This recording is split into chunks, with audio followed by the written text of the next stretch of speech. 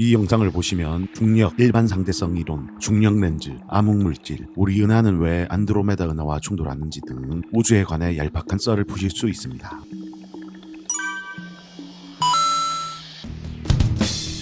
우리는 가만히 있는 것 같지만 4만 킬로미터의 둘레를 가진 지구가 24시간에 한 바퀴 돌아 1초에 400m를 이동하고 있습니다. 이를 시속으로 바꾸면 시속 1500km를 넘는 속도로 음속보다 빠릅니다. 여기에 지구가 1억 5천만 킬로미터 떨어진 태양을 공전하며 1초에 30km를 이동하고 있습니다. 여기에다 우리 태양계가 약 10만 광년의 크기 우리 은하를 2억 3천만 년 주기로 한 바퀴 돌며 1초에 220km를 이동하며 우리 은하가 안드로메다 은하와 가까워지며 1초에 110km를 이동하고 있습니다. 우리 은하가 속해 있는 국부 은하군은 천여자리와 센타우루스 은하단의 중력에 끌려 1초에 600km를 이동하고 있습니다.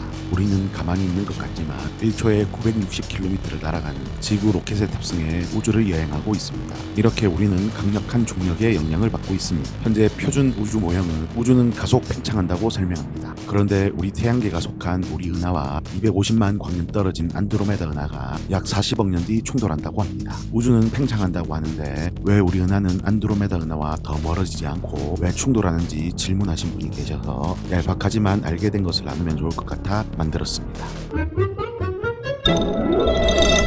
오랜 시간 우리 인류가 우주를 관측하며 알아낸 4대 힘이 있고 이들의 힘이 복잡하게 작용하지만 거시세계 우주는 크게 서로 당기는 중력과 팽창하게 하는 에너지가 있다 보시면 됩니다. 우주에서 이들 중 중력이 더 크면 당기는 힘이 커져 점점 모일 것이고 반대로 팽창하는 에너지가 크면 멀어질 것입니다. 뉴턴은 1687년 프린키피아를 통해 뉴턴의 만류인력 법칙, 즉 질량이 있으면 서로 당기는 힘이 중력이고 지구에서 무언가를 던지고 떨어지는 것을 둥근 지구에 떨어진다고 확장해 중력을 수학적으로 풀어 법칙을 만들었습니다. 하지만 왜 당기기만 하는 중력이 있는지 생각하지는 않았습니다. 아인슈타인은 1915년 일반 상대성 이론을 발표하며 질량이 있으면 시공을 일그러뜨린다 생각합니다. 이 일그러짐으로 주변 별이 가속 운동을 하는 힘이 중력이라 이야기합니다. 중력은 당기는 힘만 작용하는 특이한 힘입니다. 중력이 왜 이렇게 작용하는지 아직 밝혀지지 않았습니다. 또한 이를 통해 거시세계 움직임은 잘 설명되는데 미시세계에 작용하는 양자역학과 통합은 여전히 어려운 문제로 남아있습니다. 게다가 중력을 상쇄하거나 차단한 사례가 지금까지 단 한 번도 없습니다. 그래서 공중부양을 한다는 이야기를 들으면 의심하셔야 합니다.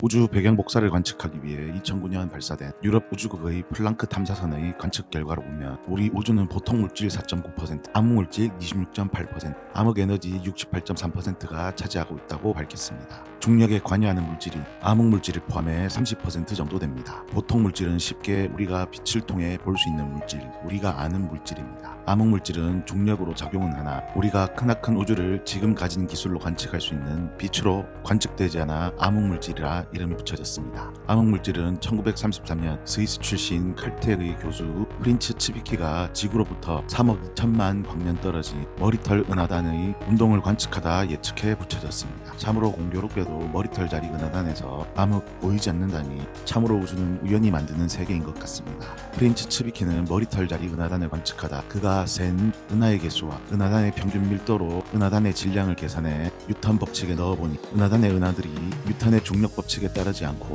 은하단 중심 둘레를 너무 지나치게 무척 빠른 속도로 돌고 있는 것을 발견합니다. 이러면 뉴턴 중력 법칙에 작용한다면 은하단의 은하는 은하단에서 뛰쳐나갈 것인데 유지되고 있으니 우리에게 보이지 않는 암흑물질이 보이는 물질보다 질량이 400배 많아 머리털 자리 은하단을 채우고 있을 것이라 주장했습니다. 쉽게 비오는 날 우산 손잡이를 돌린다면 천천히 돌리면 빗방울이 떨어지지 않지만 빠르게 돌리면 빗방울이 떨어지는 것을 떠올려 보시면 됩니다. 프린츠 츠비키는 뛰어난 분이시나 성격이 걸괄해 많이 부딪혀 학계에서 비주류라 암흑물질은 어림도 없는 소리라며 잊혀졌습니다. 그래도 프린츠 츠비키는 천문학계에서 발터 바데와 함께 초신성이라는 이름을 붙였으며 커다란 질량을 가진 은하에 의한 중력 렌즈 현상과 이를 바탕으로 더 멀리 떨어진 은하의 질량을 측정할 수 있다는 얘기야. 아마추어 전체 관측 동호인이라면 들어봤을 각각의 망원경 장점을 결합한 슈미트 카세그레인 망원경의 슈미트 망원경을 처음 만든 겁니다.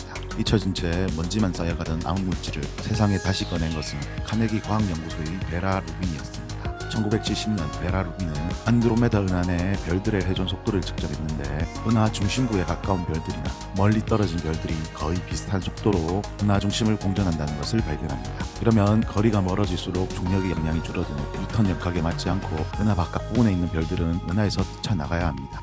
태양계를 보면 태양에 가장 가까운 수성은 초속 48km로 태양을 공전하지만 가장 먼 해왕성은 초속 5.4km로 공전합니다. 그래서 베라 루비는 20년에 걸쳐 다른 은하 200개를 대상으로 관측해보니 은하 중심부에 가까운 별들이나 멀리 떨어진 별들의 공전 속도가 거의 비슷하다는 것을 다시 확인합니다. 베라 루비는 우리가 보지 못하는 물질, 암흑물질이 구름처럼 은하를 공 모양으로 둘러싸고 더 큰 중력을 낸다고 결론 짓습니다. 여성이 남녀 차별에 편견이 있던 시기, 천문학계에 발딛기 힘든데 그녀의 집념과 노력으로 이뤄낸 성과라 감동적입니다. 게다가 네 아이를 키우는 엄마로 이룬 성과라 더욱더 대단합니다. 베라 루비는 암흑물질의 증거를 찾은 공로로 노벨상 수상을 기대하셨는데 장수하셨지만 결국 수상하지 못하고 2016년 돌아가십니다. 베라 루빈의 암흑물질의 증거를 찾은 업적은 실로 대단한 것이지만 아직 암흑물질이 발견되지 않아 받지 못한 것으로 추정됩니다. 또한 여기에는 1974년 스웨덴 노벨위원회에서 생존자만 노벨상을 받을 수 있도록 규정을 개정해 살아있어야 노벨상을 받을 수 있습니다. 2022년 기준 노벨상 지정 후 사후 3명에게 수여된 일이 있긴 합니다만 노벨상 수상 요건이 생존자인 과학자들 사이에 농담으로 노벨상을 받는 기본 조건이 장수라고 이야기합니다. 별들의 운동을 좌지우지하는 암흑물질은 광자를 흡수하거나 내놓지 않으며 반사도 하지 않고 오로지 중력만 발휘합니다. 그래서 이 암흑물질을 찾기 위해 여러 과학자가 노력하고 있습니다. 찾으면 노벨상이 유력하니 장수를 위해 건강관리 들어가시면 됩니다. 물질의 대부분을 차지하는 암흑물질은 우리 지구에도 있습니다.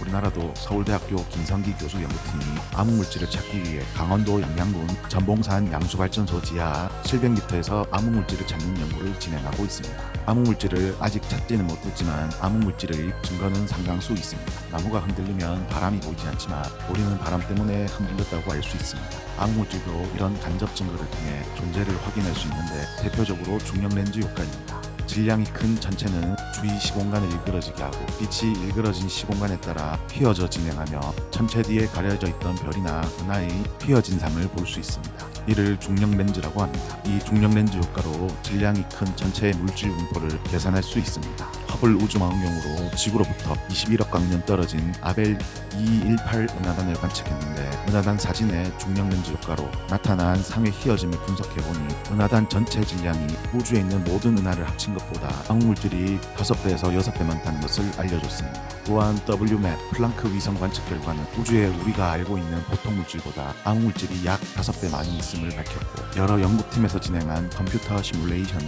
관측되는 보통 물질이 우주를 이루는 물질의 전부라며 물질의 양이 너무 작아 별이나 은하를 형성하기에는 중력이 너무 작아 지금의 별이나 은하를 만들 수 없거나 별이나 은하를 만들기에는 장대한 138억 년의 우주 시간으로도 터무니없이 부족하다는 결론으로 암흑물질의 존재를 강력하게 뒷받침하고 있습니다.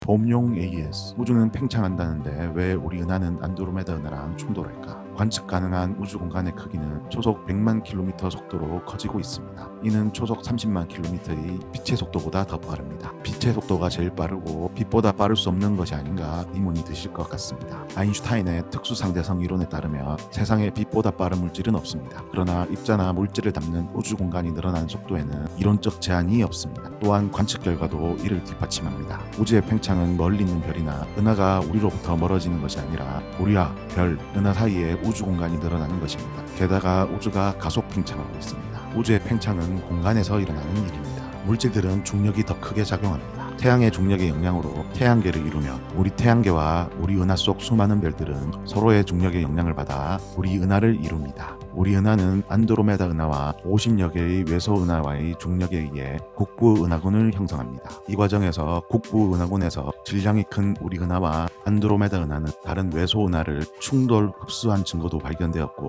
우리 은하와 안드로메다 은하는 약 40억 년 뒤 충돌할 것으로 예상됩니다. 국부 은하군은 다른 국부 은하군과 서로 중력의 영향을 받으며 처녀다리 국부 은하단을 이루며 처녀다리 국부 은하단은 다른 국부 은하단과 서로 중력의 영향을 받아 라니아케아 국부 초 초은하단을 이룬다는 것이 지금 우리의 우주를 가장 훌륭하게 설명하는 이론입니다. 약 20억 광년의 공간 안에 있는 100억 개의 은하 분포를 시뮬레이션한 결과 우주의 은하단은 중력에 의해 필라멘트처럼 배열되어 있습니다. 그래서 우주 공간은 팽창하지만 우리 은하와 안드로메다 은하는 서로의 중력에 의해 약 40억 년 뒤 충돌할 것으로 보입니다. 또한 우리 은하와 안드로메다 은하를 구성하는 별들 사이의 거리가 멀어 우리 은하가 안드로메다 은하와 충돌하더라도 우리 태양계와 지구에는 큰 영향이 없을 것이라고 보고 있습니다. 이상 지적인 척하는 얄팍한 지식이었습니다. 시청해주셔서 감사합니다. 영상이 유익하셨다면 영상 만드는 동기, 다음 이야기를 위해 구독 꼭 부탁드립니다. 좋아요도요.